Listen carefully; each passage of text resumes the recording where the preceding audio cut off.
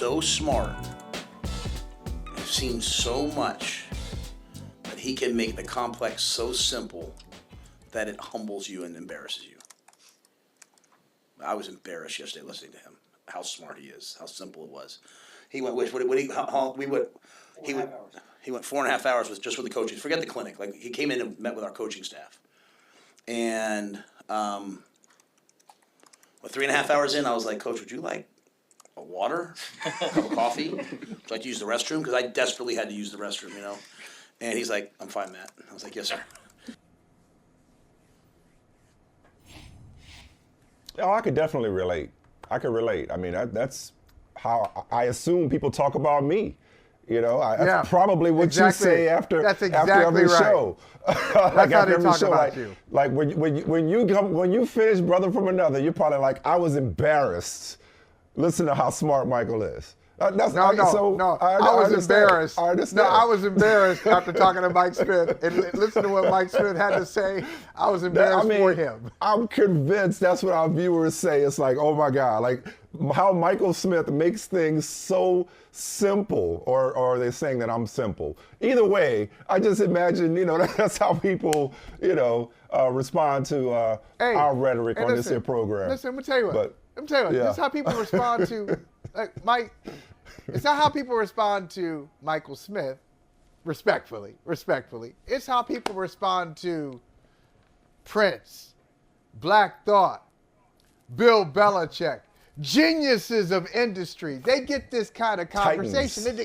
They get these honors, which is why, I don't know, people like you, Mike, I don't know, people like you say, oh, I'm not surprised Bill Belichick didn't get a head coaching job. I'm not surprised. Be surprised. Be embarrassed that Bill Belichick is not coaching in the NFL, but Matt Eberflus is. Like, come on. Well, when you put it that way, well, first of all, ain't no reason for Matt Eberflus to be catching strays this early on a Wednesday morning. That was completely uncalled for. But when you put it that way, I mean, speaking of embarrassing, and I'm sure you could, fill in the blank with any number of names that are currently coaching in the NFL. It was never about. Listen, I didn't want to spend that much time on this. I just wanted to, talk about how much Matt Rhule sounds like he was talking about me. But since you brought it up, it was never about Bill Belichick's football acumen.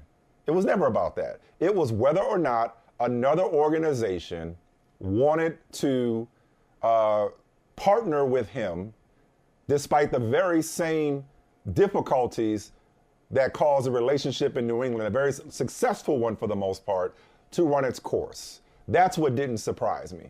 That another organization didn't want to sign up for the very thing that Robert Kraft divorced him for. Well, speaking of, and this is not a shot. This is not a shot. But Robert Kraft. Here comes a shot. No, it's not. It's not a shot. Of course it is. Coming from you. Of course it is. Of course it is. You've already. Matt Eberflus is like, damn, dog. I mean, like, so go ahead. What you got now? Even Matt Eberflus says, hey, when you say it that way, you're right. Yeah. You're right. No, I got no comeback for that. That ain't even personal. But Robert Kraft, you're talking about divorce, Robert Kraft and others have been on second and third relationships. It's not a shot. They've been on second and third relationships. Sure. Arthur Blank, I think has had 2 or 3 relationships. This has happened for some people. Right. So that's part of it. So yeah, Bill Belichick, you cannot. I think it's foolish. It's really foolish for anybody, any owner or general manager, to look at Bill Belichick and say, well, it sure did get ugly in the end after in New England. Hey, did it get ugly after year 5? No. Was it ugly after year 10? No. It was ugly right around year 18, 19. And if I last 18 or 19 years with you guys, you know what you're going to have? You're going to have a lot of Lombardis up on your shelves behind those cases. So, look, it didn't work out with the other one, but why are you bringing up old stuff? Why are you bringing up my previous relationship? Why are you bringing up my ex when I'm right here telling you what I can bring to you? And just like anybody else. Some people you click with, some people you don't. Listen, please don't take this, talking about not being a shot, please don't take this as ageism. I just think it's trending toward a younger man's profession. Younger man's profession. But I will say this. Oh, first of all, we were born in the same decade. So ageism, you talking to the audience, or you talking to me? Because we were born in the same decade. No. I just mean, older people in general. I just want to point that out to you. Having said that, all I hope is that Bill Belichick stays close to the game. He has a lot to offer. He's a walking, not only institution, but an encyclopedia. I hope we get to see and hear some of what Matt Rhule was referencing. So whether he's coaching or not, I mean, he's got nothing else to prove coaching-wise. He does have a record to break, but nothing else to prove coaching-wise. I just like to see him in some capacity stay connected to the game of football.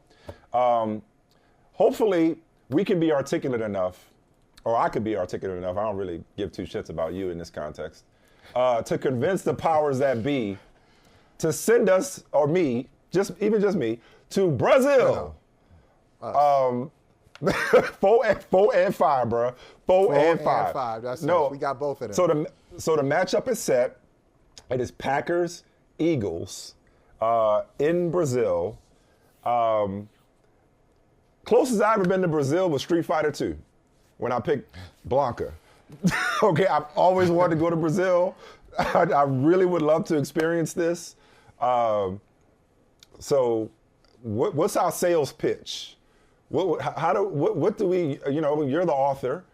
You're the New York Times bestseller. We need to craft maybe I will bring you in on this. We need to craft we need to craft a sales pitch to get to Brazil to see Jordan Love's Packers against Jalen Hurts' Eagles. That's a great matchup. Two young franchise quarterbacks, two storied franchises, a wide receiver core in Green Bay that you know nothing about, but you will learn soon enough. Yeah, you know what? Maybe for research purposes. Maybe you should go down to Brazil and see what I'm talking about when I say that the Packers I'll take that, whatever it takes. Best young wide receiver core in the NFL. Maybe that's part of your sales pitch. You want to go and explore. That is part of it. The deepest young receiver room in the league. See it with Jordan Love. Get to know Jordan Love. Jalen Hurts. See how he immerses himself in the culture of Brazil. Yeah, that sounds like a good pitch, right? So I would say that. Yeah, I need to go. Both of us. I need to go to learn the game and learn the culture. I'm all about it in Brazil. And isn't the game on Peacock? It's a Peacock game. Yeah. Correct? Yeah. Okay, so game's on Peacock. We're here. I would do 5 shows that week. Yeah, right. We appreciate you. We appreciate you watching on Peacock TV. You have 5 shows. I do 5 shows that week, live, tape, whatever you want, That might be the pitch, too. That might be it. Or simply this. It's never happened before. Can you imagine? Can you imagine the NFL in Brazil? I really can't. So I'm looking forward to a Friday night NFL game, one. A Friday night NFL game in Brazil. That culture knows football, just not American football. So I just want to see how it plays out. 2 good opponents in September. I think it's just going to be festive. And it really speaks to, I got to give him credit, it speaks to, we're almost getting close to the culmination of Roger Goodell's financial vision. Now, he's made plenty of mistakes as the leader of the NFL, as the spokesperson, a highly paid spokesperson for the NFL. But his financial vision when he took over in 2006 was to take with all apologies to Jim Collins, to take the NFL from good to great. And he did. He has. So we got Germany, we got Mexico, we got Brazil, obviously England. There's going to be more. We've got streaming. We've got Peacock and Amazon. And just the financial pie has grown exponentially. Stadium value, well, not stadiums, but franchise values have soared. So this is really, we're climbing. We're probably 2 days away from being atop the mountain for you climbers out there. And so I just like to see it. I just like to see this part of the journey. So I'm going to need you to stop talking because that was so articulate until they may end up sending you instead of me which is not the idea. If you start contextualizing things, that was almost like an essay in real time. I'm just so excited about the Packers. Honestly, Eagles, they're always going to be in the mix in the conversation. I'm so excited about the direction the Green Bay Packers and their non-first round wide receivers are going. But I'm not going to bring up old stuff. Here we go. We'll bring it up another day. Okay, staying in the NFC North, and the soon-to-be franchise quarterback of the Chicago Bears, Caleb Williams, widely expected and assumed and presumed to be going number one to the Chicago Bears, a market you know well, a franchise that still has not had a 4,000-yard passer. They just jettisoned Justin Fields, turning the page yet again to another franchise quarterback. They're nesting. They got this great supporting cast that Ryan Poles and Matt Eberflus have put together, to ensure the success of their young franchise quarterback. And then here comes Greg McElroy with a take that got Caleb Williams' attention. The number one thing that concerns me most about Caleb Williams, I look at all the players that have been drafted, number 1, number 2, number 3, way up there near the top of the draft. And seldom are the guys that ultimately go on to become elite players. Every single one of them has a gigantic chip on their shoulder. Like they're mad at the world, or they create some type of false narrative about themselves that people don't believe in them. Caleb Williams has never had that. I mean, Caleb Williams, from the time he stepped on campus at Oklahoma to the time he stepped on campus at SC, he has never experienced adversity. I do wonder about, is there a sense of entitlement? Is there that chip on the shoulder that's going to keep him going 10, 12 years down the road, the way it does Mahomes, who's still pissed that he got drafted 10th. Like, still, to this day, is mad about that. Tom Brady, who still, you're too old, you're too slow. You can't, I mean, all those guys find that internal, they're almost a little crazy. Just be real. You got to be a little crazy to be elite. So hat tip to This Is Football, hosted by Kevin Clark.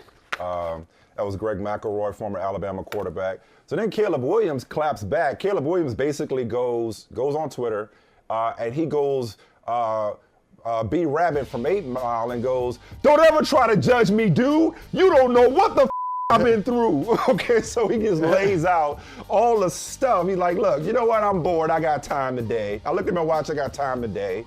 And he decides to define adversity. Okay. I like it. I like it, though. Okay, I don't. Why do you don't? like it?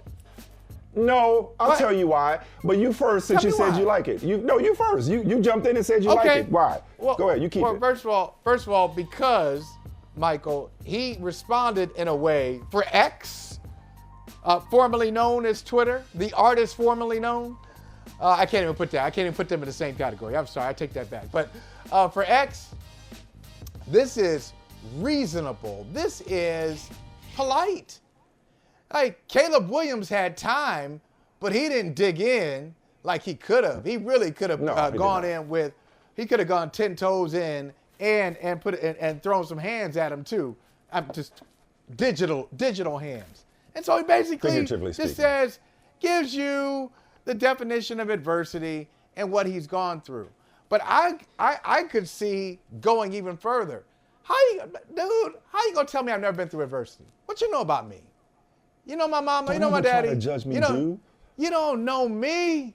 You don't know me. So I've never been through any adversity. Maybe, how about this, Greg? Maybe I've been through adversity and I'm more mature than the other people that you've mentioned, and I just handle it better. I don't, we talked about church folks last week. Church folks say, I don't look like what I've been through. Maybe he's one of those guys.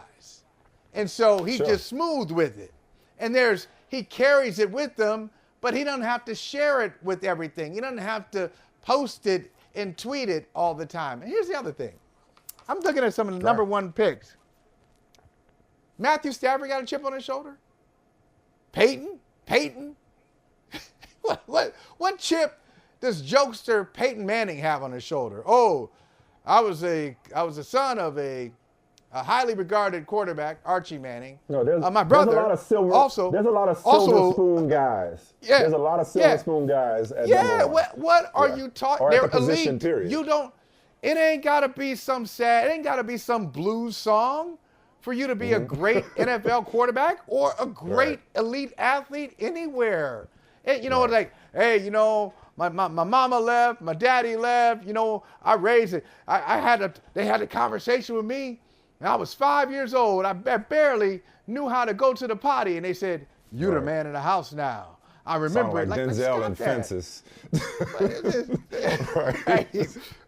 Come on. What is this, Good Times? Shut up, man. You ain't got to be. The original, not the reboot. Right. Well, you ain't got to go through that. And so tell me why you didn't like that. So I'll tell you why I didn't like it, and I don't disagree with you. I don't disagree with your overall premise. And allow me to be the old head. Because it's funny, I tell my son a lot. When I get frustrated with Mason, once I calm down, I say to him, I was like, I can't imagine what it must be like to grow up with this. Oh, because I know what it does to our heads at this age. Yeah.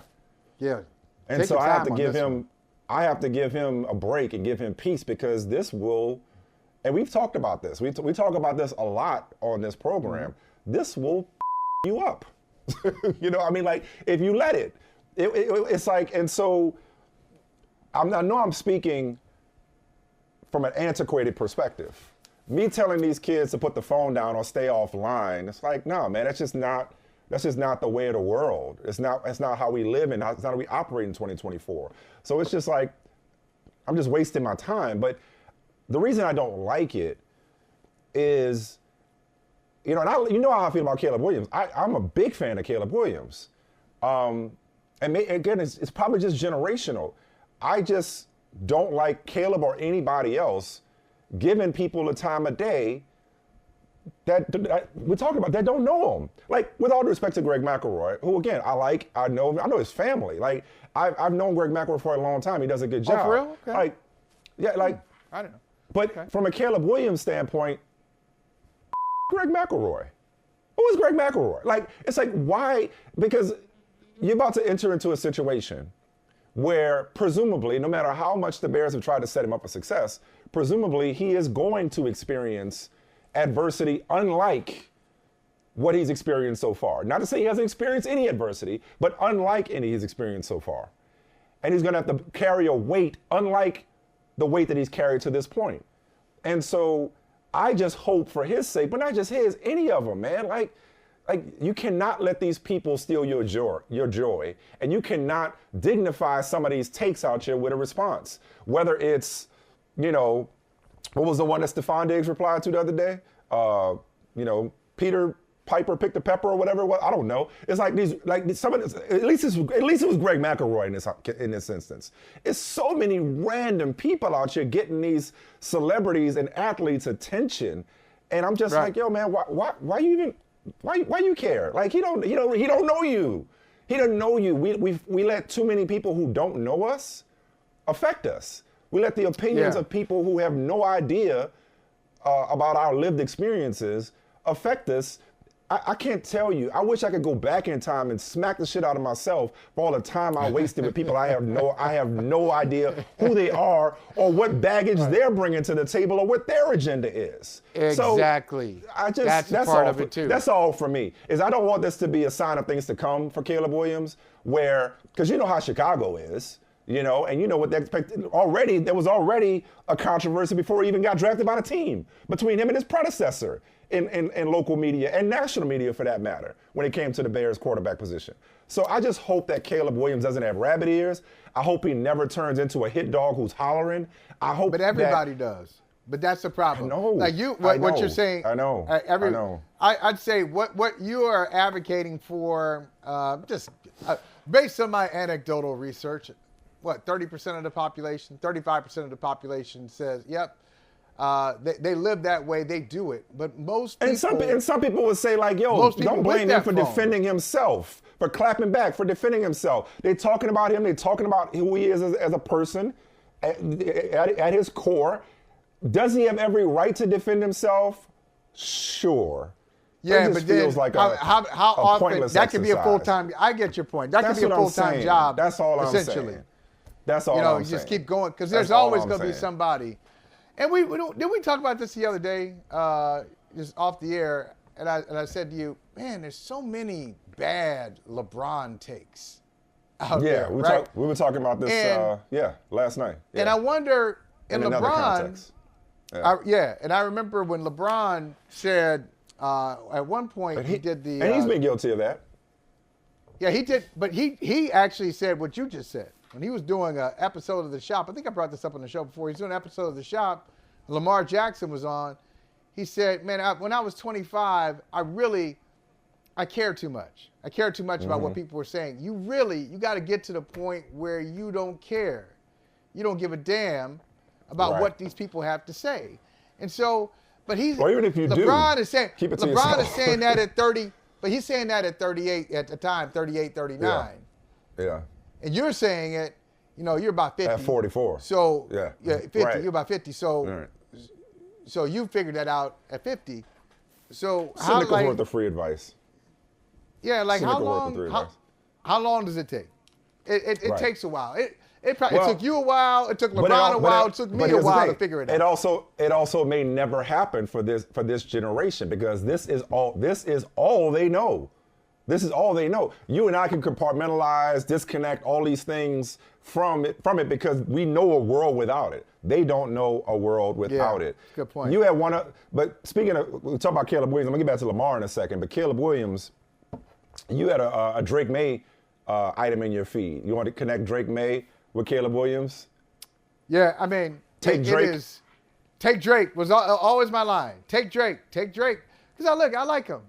I hear what everybody has to say about it, and this is the time, and this is the beauty of the draft process and the frustrating part of the draft process, where you have the attention. And the NFL world, college football, pro football, fans, hardcore fans who have never seen you you got all of their attention. And so what happens is not just Merrill Hodge and Greg McElroy. It's everybody's got something to say about Drake Maye. And Drake Maye is that dude now. He was that dude the other way about a month ago where, no question, top 3. He's got maybe a little Justin Herbert light. He's raw and unrefined and very talented like Josh Allen was at Wyoming. And wait till you see this guy, get some good coaching. Now it's going the other way. They're taking Drake to the woodshed, Mike. Everybody got something to say about Drake Maye, and it's not very nice. And so I wonder what he's going through. I hope he looks at the process and says, it really doesn't mean anything. There are a lot of people who are predicted. It was predicted that they translate beautifully to the game. They haven't, to the league. And some people were dismissed, and they're still playing at a high level. So it's entertainment right now, but it really doesn't have a lot of nutritional value on April 10th. I'm just curious, and I don't want to get too sidetracked because I want to move on to Lamar, but is that why you moved heaven and earth to get C.J. Stroud out of me instead of just picking at the 103 and taking Drake Maye? Is that, did you start to buy into some of the things that people are saying about Drake Maye? You decided, hey, let me go throw the kitchen sink at Michael for C.J. Stroud? I don't listen to No? Okay. I don't listen to the peanut gallery, Mike. I don't listen to the peanut gallery. Okay. I just stay ahead. I just stay focused. I stay focused on what I'm doing. Okay. On what I'm doing. Did you hear? What you can control. You hear Jabril Peppers the other day? Just kind of throw in the comparison is the thief of joy. Did you hear him just drop that line yesterday? That's exactly right. That's exactly right. It absolutely is. I was just telling somebody the other day. I'm just focused. Had nothing to do with our trade. You brought up Lamar in the context of LeBron with Lamar on the shop, right? Right. Lamar's been known to, dabble in these social media streets and respond to critics or, post, set the record straight as he sees fit. I laugh now. First of all of these dudes could like just look at Lamar Jackson and draw inspiration from Lamar Jackson. Once upon a time, says Hall of Fame executive Bill Belichick, maybe he should switch to receiver. The last pick of the first round, which is not exactly a snub, but the last pick of the first round nonetheless after his brilliant career at Louisville. Going from can't throw the ball to NFL MVP, going from this time a year ago, I feel like just yesterday. I'm old enough to remember when it seemed like the relationship with the Ravens was beyond repair, and now here we are. This brought a smile to my face. Now here we are with Eric DeCosta, the general manager, talking about, oh yeah, Lamar is watching film on receivers, and he's going to give us his input, and we're going to listen to him when it comes to what receiver we should draft in the deepest receiver class in recent memory in terms of prospects. So that just warmed my heart, because that's how you treat a franchise quarterback, and it's not just in terms of giving him his money, but it's giving him his autonomy, his authority, his empowering him, listening to his voice, have him be an extension of the franchise, have him be a partner in this process, which really speaks to why no matter how much money quarterbacks are getting paid, they're still underpaid. And the equity conversation that Caleb Williams was the ownership conversation. I'm sorry, not the ownership conversation. The percentage of the cap conversation, as well as the ownership conversation that Caleb Williams was at the center of, is certainly legitimate in my mind, because this is how you treat franchise quarterbacks. Do you think that should happen more often? I actually do. I think it's a consultant quarterbacks. Consulting quarterbacks asking about receivers, even if they are, even if they're not necessarily like great. I think.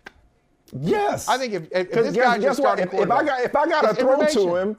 If I got to throw to him, you should want to know what I think. I may not be a scout. And they're seeing something. You know the only thing dumber than that? You know the only thing dumber than not talking? So maybe you're right. Maybe the Ravens are doing the obvious. You know the only thing dumber than not talking to a quarterback about which receiver he's throwing to is not talking to personalities about who they co-hosting with.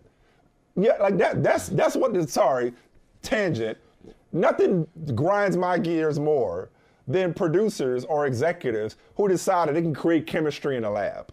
That's just not, why would you not, like the history of this show is somebody talking to you, okay, and you being like, I want to do this with Michael Smith. I was at home literally minding my own business. Thank goodness somebody didn't say, hey, let's just put you with another black guy. Like, let's just say, hey, you, come here. It was like, no, like, you pick the black guy that we're going to put you. It's like you pick the black guy that we're going to put you with. It's going to be a black dude, but you pick the black dude. No, wasn't going to be a black dude. No, in this context, yes, it was. No, the hell it wasn't. No, well, yeah, it was. I mean, you and I, anyway, bottom line is, that just absolute, to answer your question, yes, every team should talk to their quarterback about who he's throwing to. The Cowboys need to talk to their quarterback about his contract. But that's not even who I want to focus on, because they got a lot of contractual issues. And Mike Florio of Pro Football Talk summarized this brilliantly when it comes to, they got to pay the piper when it comes to Dak Prescott. They got to pay the piper when it comes to CeeDee Lamb. And they got to pay the piper when it comes to Micah Parsons. We're not going to get into all the salary cap management and whether the Cowboys are in fact cheap or not, despite the brand that Jerry Jones like to perpetuate. We got to get into what the flagship station of the Cowboys, one of their personalities, had to say about Micah Parsons. 105.3 The Fan. Again, the flagship station of the Dallas Cowboys. I have heard from way too many people this offseason. Way too many. I'm talking about at least 4 different people that Micah has worn thin there. Now, I don't know how much is true and how much it actually hurts. I don't know whether this is the behavior of a typical superstar. I don't know how damaging it is, but all I do know is this. I've heard from way too many people.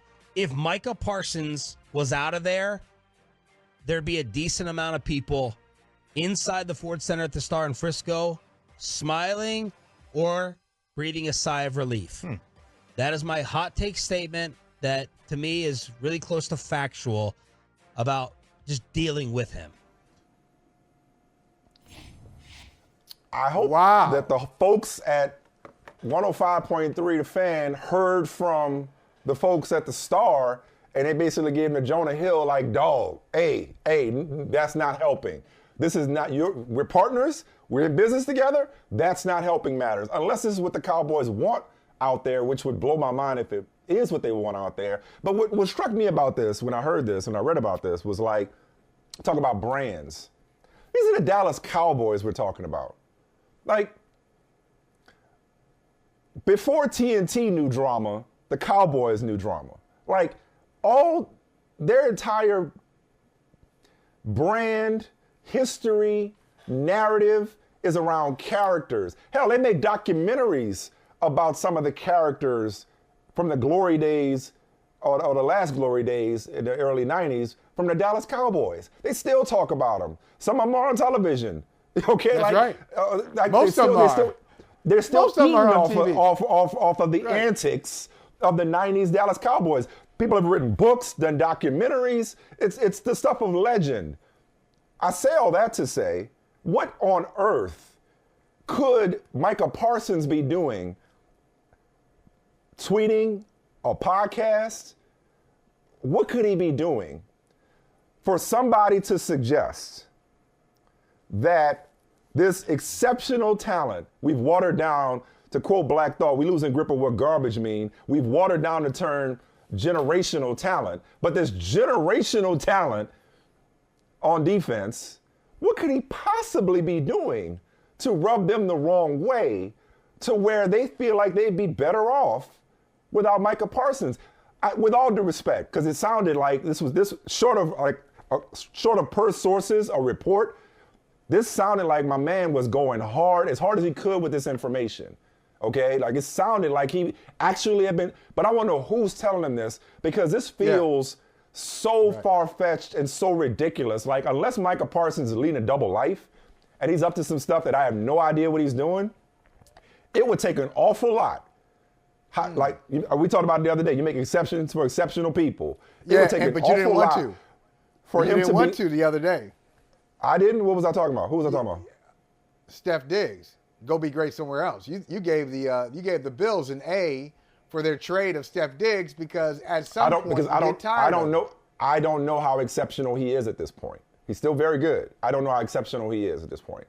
And he's not the Micah. That's a great call out. He's not the Micah Parsons. Right. He's not the But Micah nonetheless, Parsons of receiver. that's a great call out. I appreciate you pointing that out.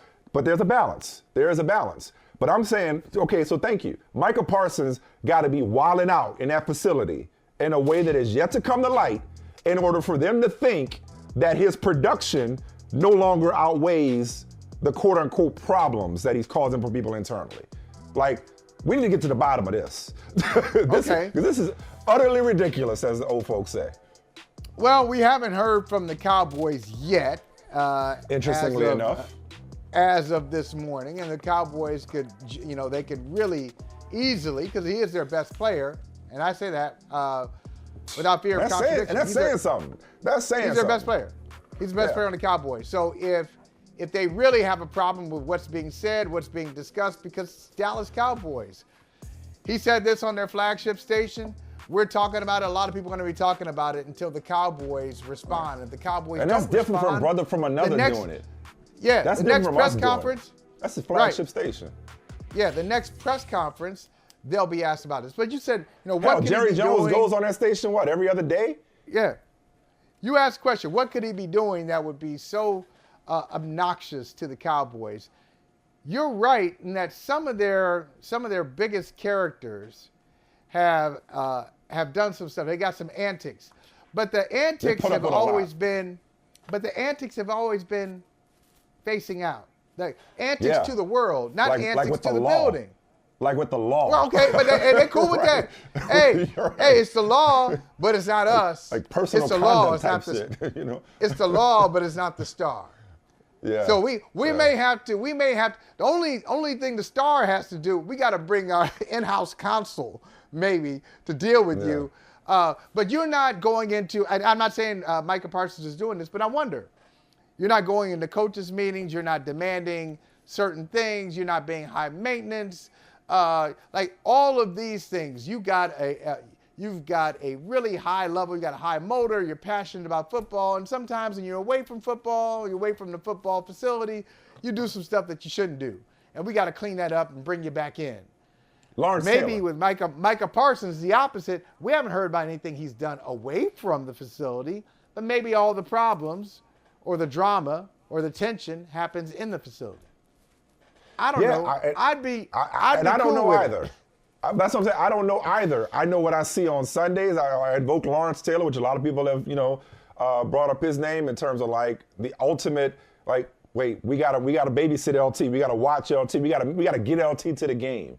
Like Micah Parsons is so disruptive on Sundays or Mondays or Saturdays or Tuesday, Wednesday, Thursday, Friday, whatever day they're playing. He's so disruptive on game day until, to me, it would just take exponentially more of a distraction inside that building to get to a point where they don't want him around. That blew my mind. Yeah. Anyway, we've blown past time. We gotta take a break.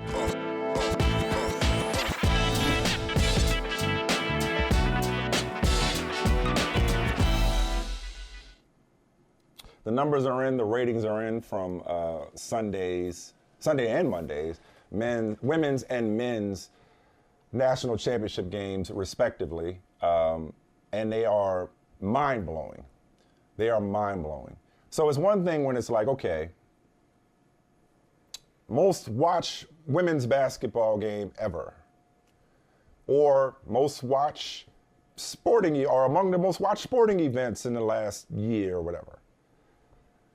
Iowa, South Carolina checks in as the most watched basketball game in Love 5 years. Wow. Basketball game. Basketball. Not women, not men, not college, not Olympic. Basketball game, which means move over NBA, like basketball game of any kind.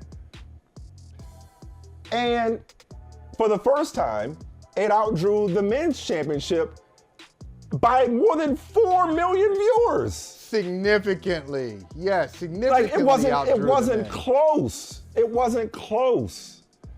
And so, I mean, this is incredible. This is absolutely incredible. Now, the growth for the women's game is across the board. But specifically, I'm just speaking specifically to the record-shattering telecasts. Wow. Look at this. That we've seen since last year's national title game. So we had last year's national title game was around 9.9. The rematch broke that mark, which was like in the 12s, I want to say 12-3 or something like that. Iowa UConn was at 14. Broke that mark. Broke that mark. It was all temporary. And here we are up over 18. The common denominator is Caitlin Clark in Iowa, specifically for these record-setting telecasts. Ratings, again, are up in general, but I'm specifically talking about those telecasts because we're talking about this being the most watched basketball game in 5 years. That's the common denominator here. She's not the only draw, but that's the common denominator. So I asked that to ask you, and I'll answer my own question before you do, if you don't mind. It's like, go ahead. Yeah. Is this temporary, or is this the new normal? Blip or trend? I would lean more toward trend. And this is, again, why Dawn Staley was so classy and savvy for thanking Caitlin Clark, understanding that a rising tide floats all boats. Back in the day, you and I used to go to parties. Sometimes there's a party that everybody knows about and everybody goes and it's the hot spot and you don't need to advertise. There's lines outside the door. Other times there's parties that like people have been talking about and telling you about, like, yo, you need to fall through this spot. Like, you need to go to the Lizard Lounge and hear this brother Michael Holley drop bars on the mic. Like, you need to come check this out.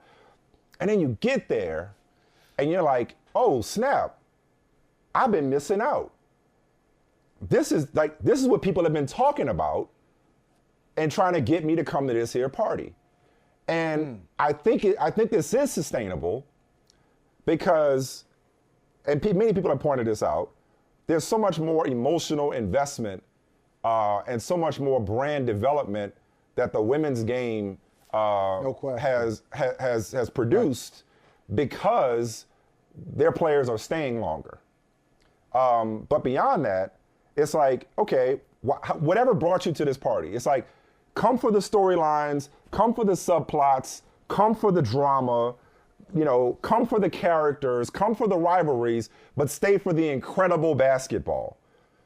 And so the reason why they're staying power when it comes to this trend, in my mind, is because even if you are a casual who came to this NCAA tournament and these, Final Four games, or Elite Eight and Final Four games, for the Caitlin Clark phenomenon, how many more people did you meet at the party?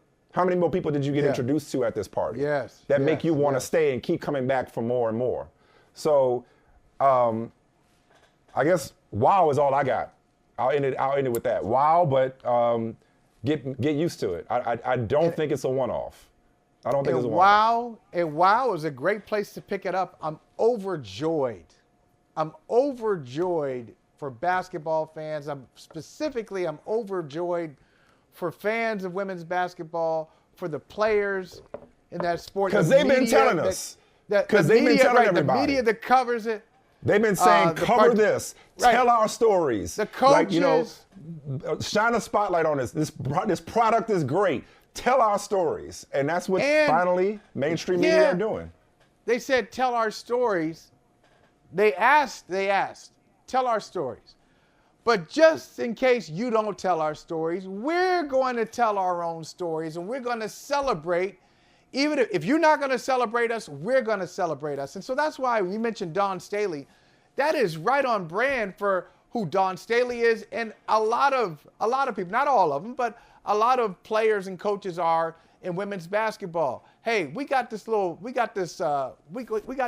together. We're going to celebrate each other. We're going to stand up for women, whether other people do it or not, whether other men or women do it or not. We're going to do it for ourselves. And they've done that, and we're all late.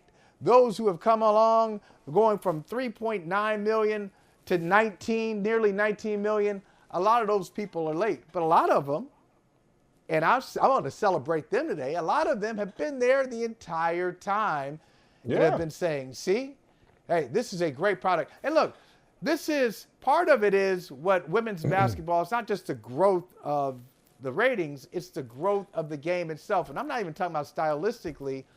I'm talking about programs around the country that have come up. I can tell you this. Parity. I wasn't thinking about Iowa basketball in 2005 or 2010. I wasn't thinking about South Carolina basketball in 2010. LSU football maybe, not LSU women's basketball. And so some of these programs have come in and introduced themselves. Because if you look at that chart, you see some familiar names in the early days when the ratings weren't that great. The product was, but the ratings weren't. We've come a long way. We've come a long way since UConn, Tennessee. UConn's dominance. Remember the question? Is UConn's dominance bad for women's basketball? We've come a long way from that conversation. And they got characters. Characters. That's the thing. Characters. I'm going to say the characters. Any TV show, any drama, any form of entertainment, you got to get invested in the characters. You got to get invested in the personalities and their individual growth and evolution. Absolutely. That's big. Nobody. Well, I want to say nobody. I'm talking to a best-selling author. You know about characters. But the characters, storylines, most people are not here for the purity of the game. You're not here for that. You're not here for that. Stop that. Right. You can go anywhere and get the purity. You just I just want to go and see the beauty of the game. Yeah, and you want some storylines with it too. And so women's basketball has given us that. Whether it was Caitlin versus Angel, Caitlin versus Raven and the Revenge Tour, whether it was Gino and Dawn and Kim Mulkey, all these characters in women's basketball. And they lost last year. South Carolina lost last year. They were taken out by Iowa. Now here they are facing Iowa again, a chance to be undefeated. And they lost 5 players. They're starting 5 to the league. And now here they are starting over. I mean, so many good storylines for women's basketball. With the characters comes coverage, which with coverage comes critique. Yeah. With critique comes conversation.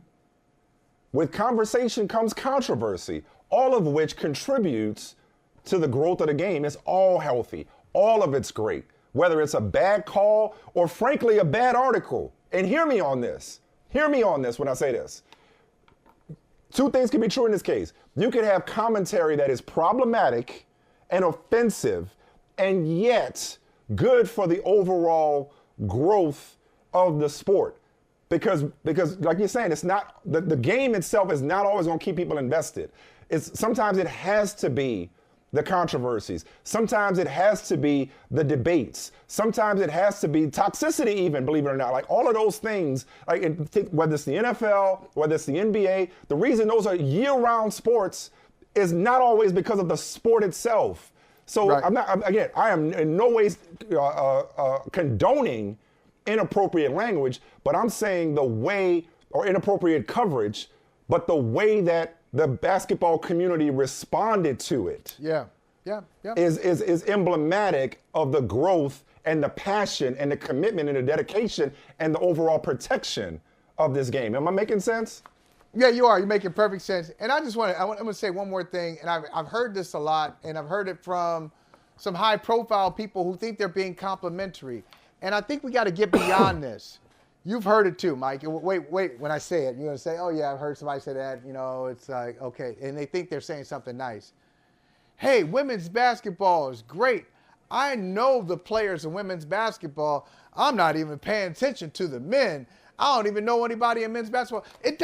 We don't have to do that. You don't have to bash men's basketball to celebrate women's basketball, or you don't have to exaggerate it and say, of course you know. Of course you know some names in men's basketball. You do. And of course they're playing good basketball too, but right now in this moment, we're talking about women's basketball. It's a very compelling product with compelling storylines, which lead, as you say, to which leads to irresistible almost interactions that we're having. Like we could just go on and on about these stories and our opinions and hey, this perspective and that perspective, and it's all valid. And this product is inspiring all of it. Good or bad takes. And one more thing. Trending. Here's the other thing. They're on talk shows. Go ahead. Here's the other thing. One more thing. This is the last thing I'm gonna say. Yeah, we got company waiting for us. I know we got company. I don't want to be rude. I'd like to see what this does for other sports, for other women's sports in college basketball. Because talking to somebody yesterday, and they pointed out that the Frozen Four, basically the hockey Final Four, is happening. It's been televised for years and years. You know when the Frozen Four became consistently televised for women's hockey? 2021. 3 years ago, it just started getting the television coverage, and it's not the same coverage. The women's Frozen Four is being played at the University of New Hampshire's arena, which is a small arena. There's no, obviously, NHL franchise in New Hampshire. The men are playing in Minneapolis, where the Minnesota Wild play, a nice pro NHL facility. Yeah. So there are still some inequities in other sports, and I want to see what this movement does for everybody else. I want to hear what Kurt Helin has to say from Pro Basketball Talk, our good buddy.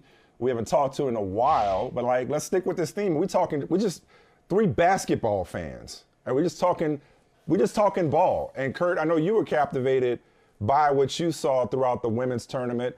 Like, what's your reaction to this development? The first ever instance of the women's tournament, or the women's national championship game, I beg your pardon, outdrawing the men's national championship game and being, let me say it again, the most watched basketball game of any kind in 5 years. What say you?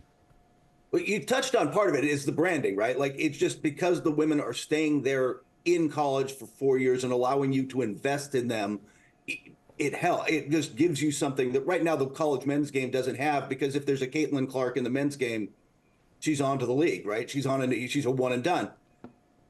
The other thing they've got, though, is more stars coming up. Caitlin Clark moves on to Indiana. She'll be the number one pick next week, actually.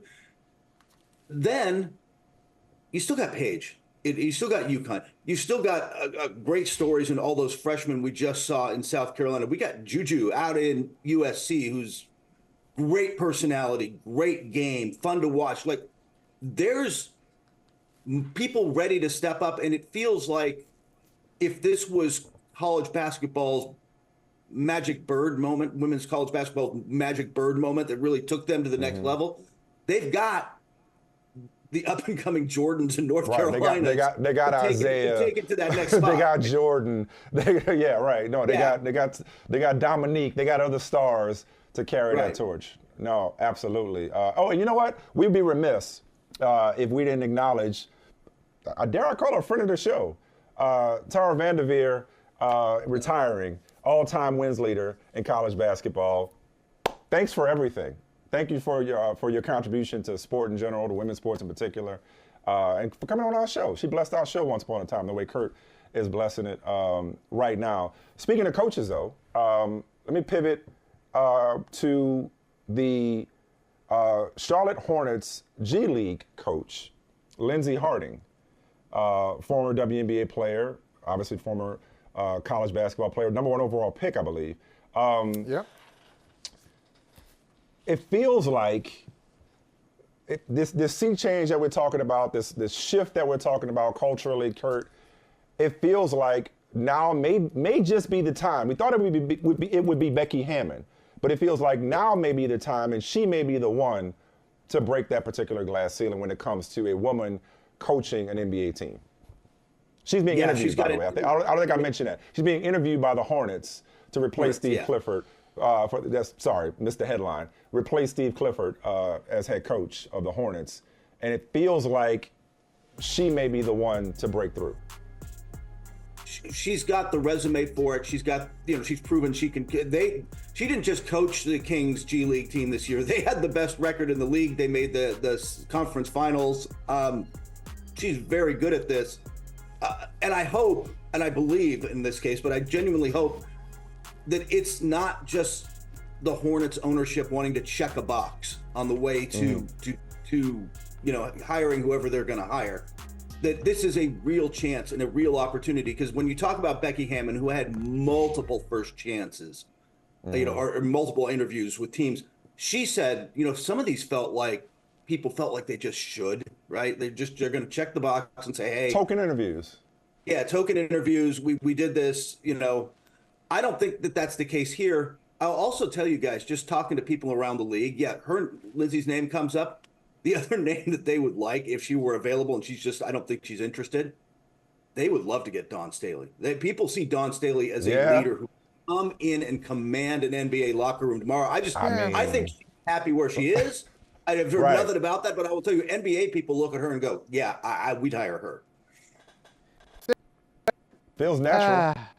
I got to tell you. I would say the interest feels natural, Michael. The interest in Dawn Staley. Like, how could you not? If you're an NBA team, hell, if you're an office in politics, how could you, a political office, how could you not be interested in Dawn Staley as a candidate in any walk of life? I'm just telling you this. So I don't buy it. I don't buy it. And when Kurt said, "Hey, look, I don't want them to just check the box." You know what? Check the box. Check the box and let's have a press conference. Because we haven't even checked the box yet. I think NBA owners, I'm just waiting for one of them to have the courage to do it. Just have the courage to do it. I'm not impressed by the chatter. I'm not impressed by the speculation. I'm not impressed by the interview. I'm not impressed by the second interview. Let me tell you, Kurt. Hey, Kurt and Mike. I was looking the other day, looking again just to make sure I had it right. The San Antonio Spurs, where Becky Hammon got her start as an assistant coach in the league, there were some people she coached with who are now on their second jobs as head coaches in the league. So she was an assistant with Maye. Maye's on his second job. What's his name? James, is it Borreggio? Borreggio, yeah. Yeah, he had 2 opportunities to be a head coach. Sean Marks was an assistant with the Spurs. He's a general manager. So Becky Hammon has been there with the Spurs, did her time with the Spurs, then goes to the WNBA, builds a champion, a 2-time champion in the WNBA, and we're still saying, hey, well, we don't know. What don't we know? NBA's not ready. They should be ready. They say they're ready. I don't believe it. Prove it to me. They're not ready.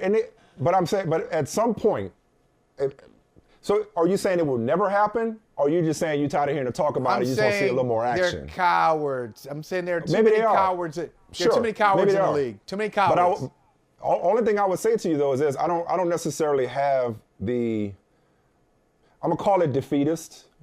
And you keep it in a buck, but I'm saying it's going to happen probably when we least expect it with the person we least expect. I hope so. I mean, what I think about, Michael? You know what popped in my head when you said that? Sherm Lewis popped in my head. Like, Sherm Lewis should have been a head coach in the NFL. And there's a lot of black men who should have been head coaches in the NFL but weren't. Eventually, and certainly that's still a problem in the NFL. We all know that. But eventually we got to a point where Raheem Morris could get a second job, for example. So you're right, Becky Hammon feels like she's as deserving as anybody. And we've seen this movie before about interviews. But maybe Lindsay Harding is the one to get it, even if Becky Hammon was always deserving. Maybe she doesn't get it. Maybe it's lip service. Maybe they're just riding a wave. I hear you. I hear your frustration. I share the impatience. But what if it is real? And at some point, Kurt, doesn't it have to be? I hope it's real. Because Dawn Staley, I don't know how much experience Dawn Staley has in football, but hell, if I were an NFL team, I'd be looking at Dawn Staley. Because I don't care what the sport or what the profession is, I'm looking at Dawn Staley right now. The other thing is, it's going to take the right organization and the right owner, like you guys talked about. It's going to take the right star player that is willing to bring her in. Because the star players in the NBA are the people with the power, right? They are the ones who control what's. Hey man, if the Bucks are hiring a coach this summer, they're getting Adrian Griffin because Giannis Antetokounmpo signed off on it. Who is the star? Maybe it's LaMelo Ball and what they're building in Charlotte, but that's why Hammond worked so well with the Spurs. Tim Duncan was good with it. The Spurs, Tony Parker, when she first came in and it was still a little bit of that group, they were good with it. It's going to take the right player who's like, can she coach? Then let's bring her in. And it might be somebody younger and the younger generation who's willing to do that. And that's why I said it's now the time, because I do think there's a correlation between what we're talking about with the growth and the explosion of women's basketball, in particular at the college level, but also the W. I mean, the WNBA draft might outrate the last 5 years worth of drafts for all we know, right? It's like talking about that and in this moment that we're in, I think provides maybe the motivation that these quote unquote cowards need, Michael, to take this step. Because you and I both know in any sport, all players want is somebody that can make them better. And Lindsay Harding talked about this. There is no path. You have video guys, Eric Spoelstra, Mike Brown. You have video guys who never played who reach the highest level of coaching. I understand they're men, but you have video guys reaching the highest level of coaching. You have ex-coaches, or ex-players, I beg your pardon, who coach. You have television guys who coach. It's like there is no path. And if Lindsay Harding has already proved at the G League level, if she can convince a star or an organization that she can make players better, her gender is not, I don't know that her gender is going to stand in the way of that in this time and for this generation. There's also a lot of old people having this conversation, not just literally right now, but I don't know how much these young dudes worry about a woman leading a locker room full of men. That feels like such an antiquated, old man way of thinking anyway, that I don't know that this generation necessarily generally subscribes to. I'm not saying there aren't some, but they're watching Caitlin Clark. They're watching Angel Reese. They're watching Dawn Staley. They're growing up in this moment. I just don't know that it's as much of an impediment as it once was. Yes, it's not as much of an impediment as it once was. Go ahead, Mike. Yeah, maybe those young guys are not listening, Kurt and Mike, but maybe they're not worried about it, but there's got to be a bridge. So the people in the front office and ownership have to provide the bridge for the young people to have that person in the locker room. And so what's happening is, we're watching it, and then somebody in the front office says, no, we can't. I just can't do it. I just got to go with, hey, I believe in it, but just not for this team. I believe in it for somebody else. It's like when you when you talk to your neighbors, say, hey, do you believe in affordable housing? Absolutely. How about we put something right down the street? Nope. Not down the street. Not do in it my somewhere else. So. Yeah. No, I like that. Hey, so you mentioned Giannis as a star player that it would take to endorse, a coach. Giannis avoided disaster. The Bucks avoided disaster.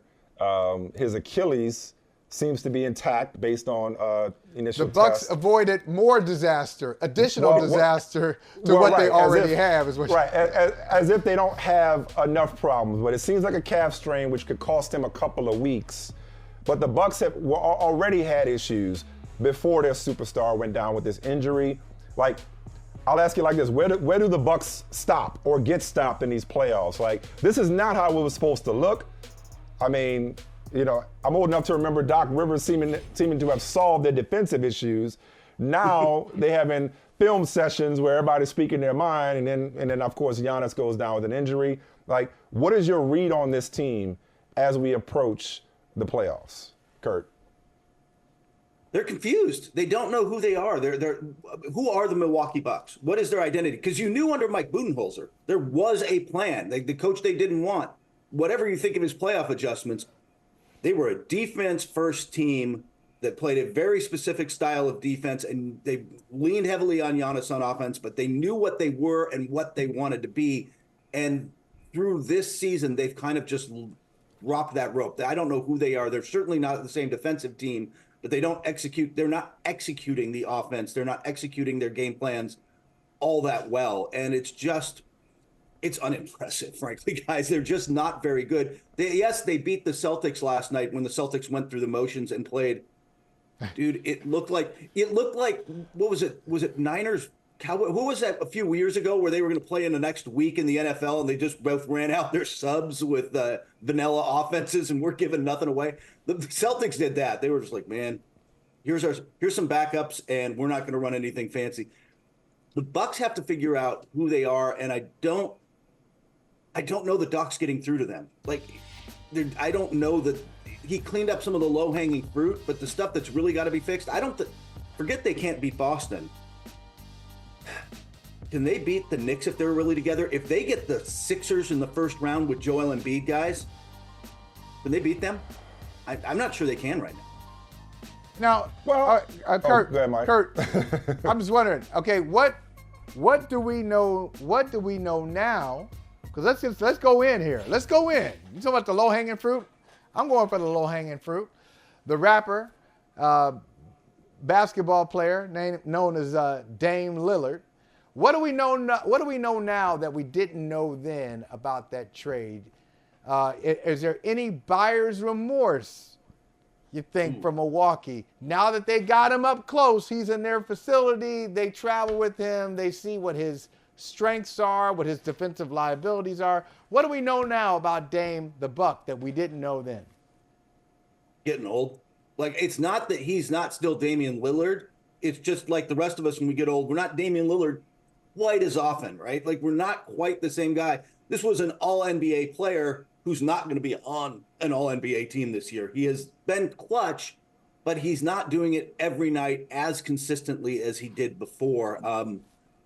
That's been kind of the issue over the course of the regular season. Maybe he can raise that level in the playoffs. He has had, obviously, huge clutch playoff games in the past, but he has not been that guy night in and night out. And the other thing I think the real buyer's remorse there is less, hey, we have to trade Drew Holiday to get Damian Lillard. It's, hey, maybe we should find a way to make sure he doesn't end up in Boston. Like, that's what kills him. Like, they gave up Drew Holiday, and he goes straight to their rival. Oh, and by the way, one of the best perimeter defenders in the league can now match up with Dame Lillard in the playoffs. Like, that was the huge mistake. Was they needed to get him somewhere where out west. Yeah, or stay out west. So speaking of the Celtics, though, 0 free throws. Wow. You don't see that often. As in never. As in never. I mean, come on. Jason Tatum ain't had a whole lot to say, but what he said hit pretty hard. Here's Jason Tatum. You've taken a lot of strides in your career to get to the free throw line. You guys took 0 free throws tonight, first time ever. What is it like playing a game where nobody gets to the line on the team? Another day in the NBA.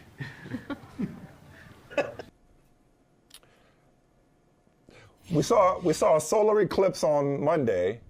No free throws on Wednesday in the NBA game by one team. I think the Bucks had 2, and they were from Giannis, right? The Bucks might have 2. So is this just a statistical anomaly, or is this part of this grand conspiracy that's been floating around in the atmosphere around the NBA overcorrecting the scoring from earlier in the season? Like, how the hell has this happened, Kurt? It's exactly that. Look, the league can deny it all they want. Eyeball evidence and statistical evidence show. Look, you watch a game now, they are not calling contact on drives the same way they did before. Guys had learned to kind of, hey, they were taking advantage. If you're going to call everything, then I'm going to veer on a weird path and make sure there's contact on the way to the rim, and I'm going to get that call. And if I can get the end one, great, but I'm going to get to the line. But they've kind of, like you said, the pendulum has just swung so far the other way that I was at Lakers Warriors last night. Gary Payton pretty much flattened Rui Hachimura, just came through with his body and took him out. No call. Like, they're not calling anything right now around the rim. And it's just swung so far that guys are clearly getting fouled, and nothing's being called. This is the ultimate expression of that, isn't it? I mean, a lot of teams shot jumpers, but you're telling me a game with Giannis, yes, he missed. He played a half. Giannis Antetokounmpo didn't get fouled going to the line. Lillard gets to the line. Jason Tatum didn't get fouled. It's wild, Jaylen Brown didn't get fouled. There's a lot of guys going inside there, man. Hey, Mike, the other day we were complaining, or many were complaining about the Aaliyah Edwards offensive foul, moving screen call, and you never want to see a game come down to that. Is this the first day in the history of basketball, Michael, that people are complaining about a lack of foul calls?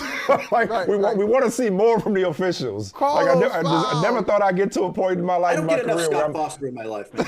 Poor Scott Foster.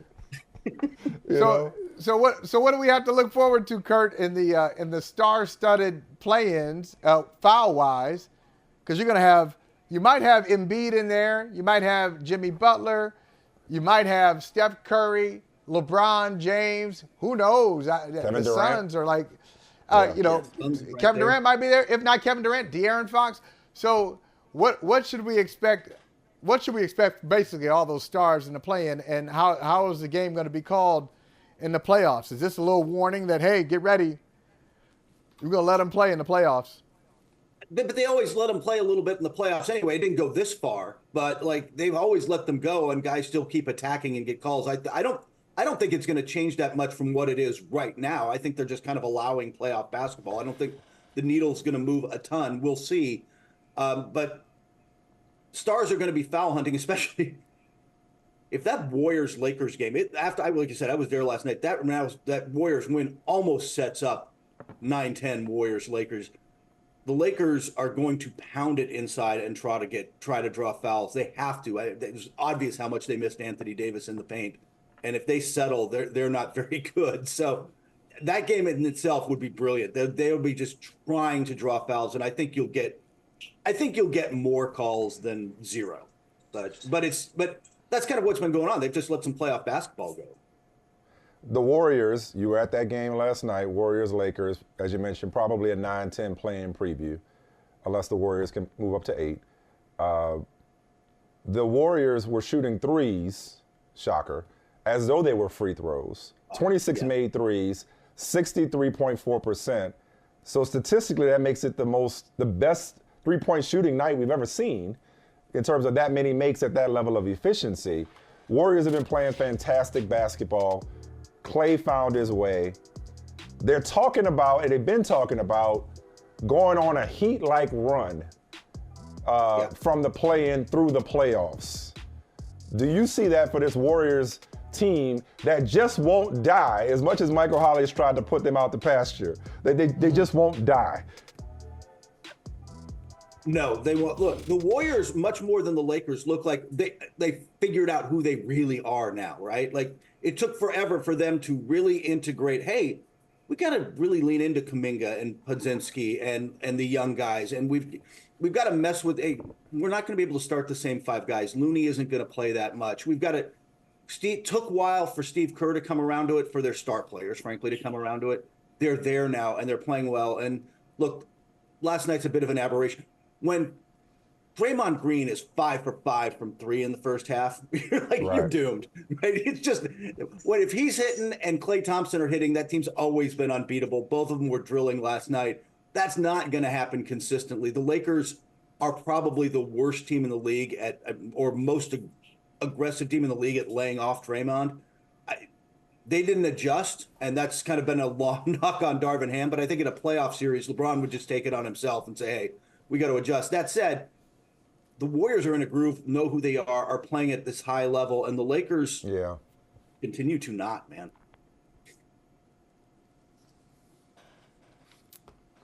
I mean, do you watch them and think, do you watch the Lakers and think, man, that team's coming together now?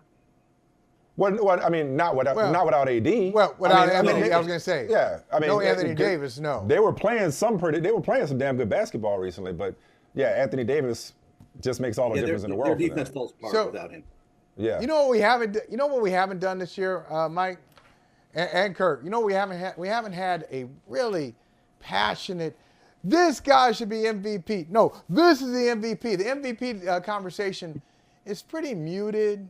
It's pretty, low key. There is one. Is there a conversation? Or you tell us, Kurt. Is there a conversation about MVP? Is there a conversation about the first team All NBA team?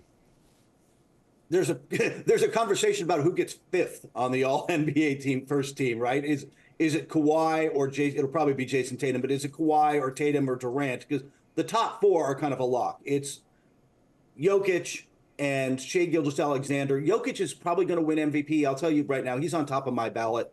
But I spent a lot of time, like, to me, he and Shai are in almost dead heat, and you're. I don't quite know how to split them totally. It's a bit subjective. Then you've got Doncic and Giannis will finish. Doncic will finish 3rd, probably. Giannis 4th now. But those top 4 are locks. It's that 5th spot is the only question on All NBA. I don't think it's been nearly as toxic, by the way. Normally, we've had really intense MVP discussions. That has not been the case this year. It hasn't been. Yeah, no, it feels like something's kind of missing, but it's, as Embiid said, it's a little refreshing too. It's funny because without the toxicity. It hasn't been intense, but for me, it was so hard to parse them apart. But you're not having the intensity we did with Jokic and Embiid last year. No. Although part of that may simply be that Jokic won, so some of the criticism against him pulls back. Yeah, I would say that. When it comes to Luka, though, MVP or not, I mean, like, it's about what he does in the postseason, right? Like, how dangerous are the Dallas Mavericks, man? Like, so it looks like we're probably going to get Mavs Clippers for what, the 3rd time in 5 years? That seems to be the way it's lining up.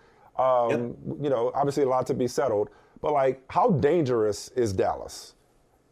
I think they're the 2nd best team in the West right now, the way they're playing.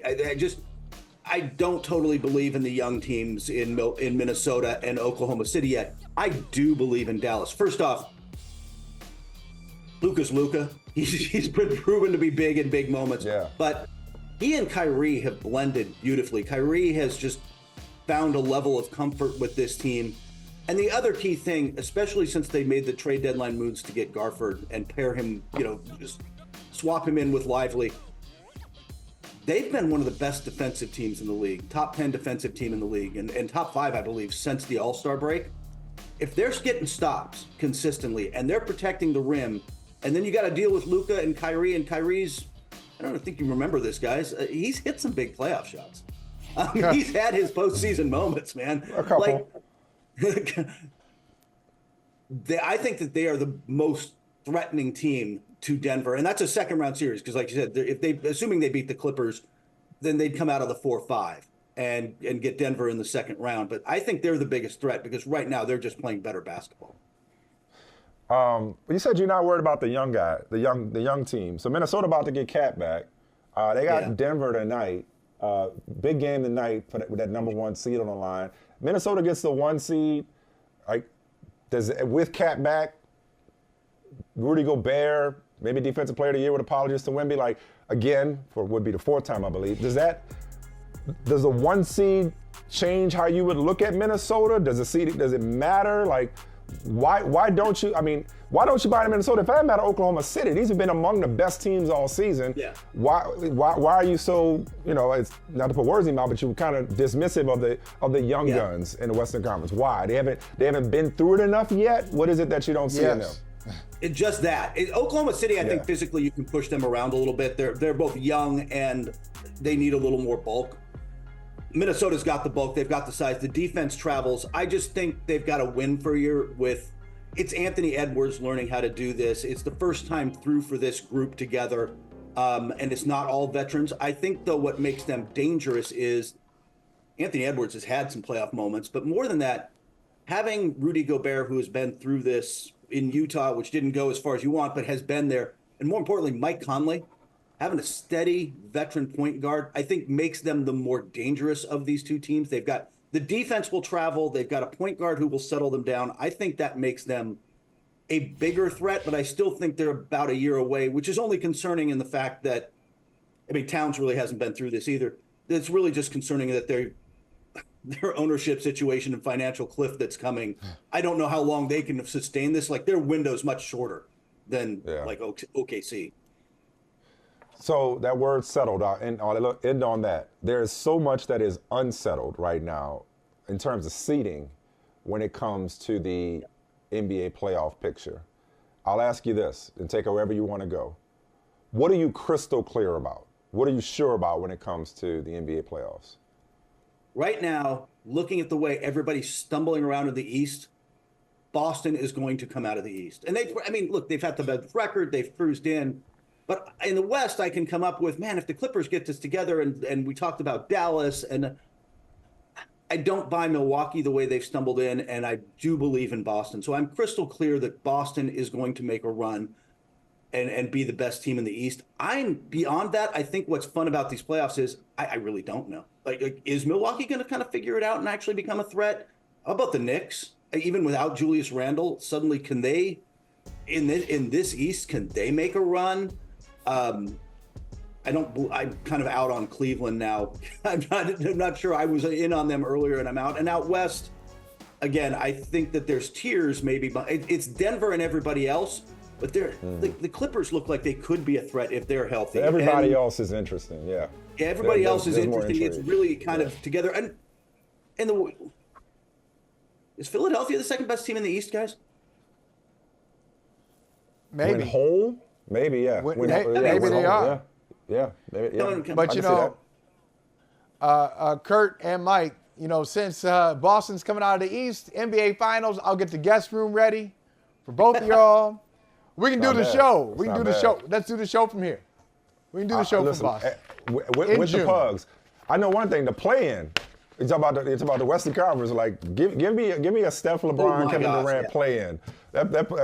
Shout out to the person who came up with the play-in a few years back. I remember being the play-in, just go to the playoffs. Nah, nice work. Nice work out of you, Kurt Helin. Appreciate it. Always a good day when you join us. Show them the shirt on the way out, big dog. We take pride in our attire around here. Double, baby. That's a good one. That's a good one. You did. You messed around. You got one. Usually people ask me about my plug. I'm going to need your plug on that one. Appreciate you, brother. Take care, man. All right.